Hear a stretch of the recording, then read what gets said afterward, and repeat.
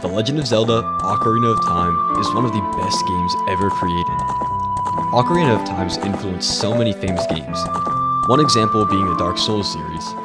This game literally introduced choreographed fighting into 3D gaming and implemented itself as probably the most famous game of all time. The music, the story, the gameplay, and the overall theme of this dark fantasy comes together so well to make what I would call a masterpiece.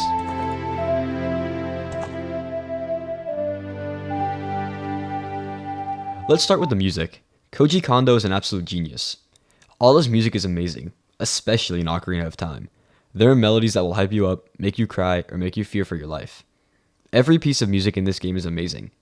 Lon Lon Ranch is my personal favorite. When I played this game, I would purposely go to the ranch to listen to one of the most soothing compositions ever made. It's like waking up as a young kid on a weekend, and all your friends are over, and you feel like completely at peace. Let's listen to it for a second.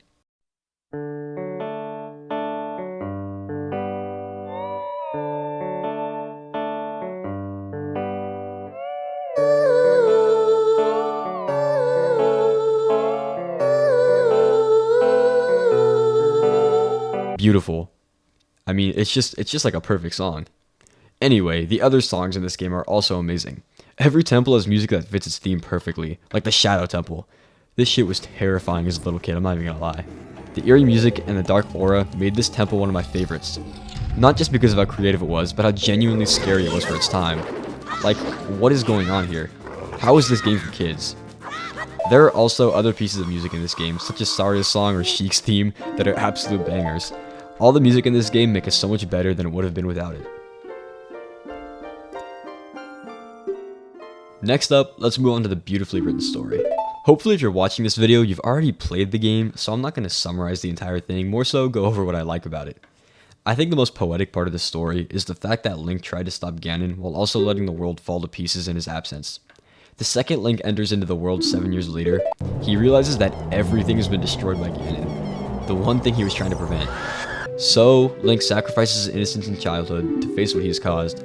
As a child in this game, the world seems bright and joyful. As an adult, the world is eerie and gloomy.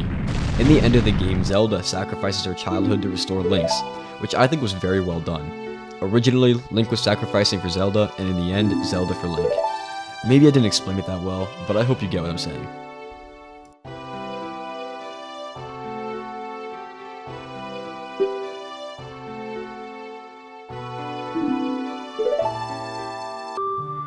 Finally, another aspect of this game I want to dive deeper into is the overall theme. Probably my favorite aspect of the game. The theme of Ocarina of Time was way ahead of its time. This kind of connects to everything I was saying before. The ambiance of the music in certain temples fits so well, or the hue of the sky even when Link time travels. I also really like how this game portrays suffering, which is something other games of that era didn't really do. My last point is that of nostalgia. Nostalgia is a painful feeling for sure, but in a way it's also bittersweet. I feel like Ocarina of Time shows us that Link can never really return to who he was or how he was because of everything he went to. He can never really return to being a child.